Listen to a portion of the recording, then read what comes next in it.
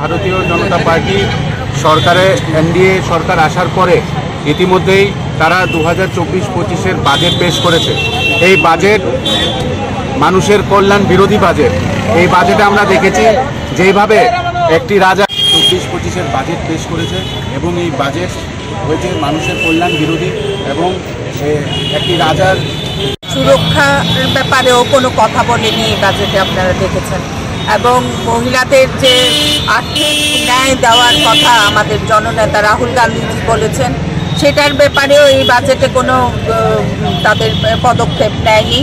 এবং আগামী দিনে আপনারা অবগত আছেন 29শে জুলাই আমাদের সংসদ ভবন ঘেরাও, মহিলাদের রাজনৈতিক ন্যায়ের ব্যাপারেও ওদের বাজেটে কোনো রকম স্পষ্টীকরণ নেই। তো আমাদের অল ইন্ডিয়া মহিলা কংগ্রেসের প্রেসিডেন্টের তরফ থেকে যেটা জানানো হয়েছে, আগামী দিন মহিলা কংগ্রেসের ন্যায় যতক্ষণ না আমরা ন্যায় পাচ্ছি ততক্ষণ এটা জারি থাকবে।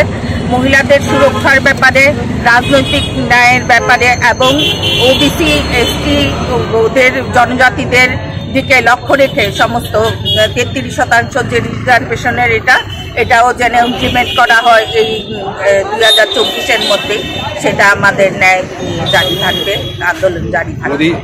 মোদী নরেন্দ্র মোদী নরেন্দ্র মোদী নরেন্দ্র মোদী আগে যাও না, মহিলা যারা ব্যানার করছেন আগে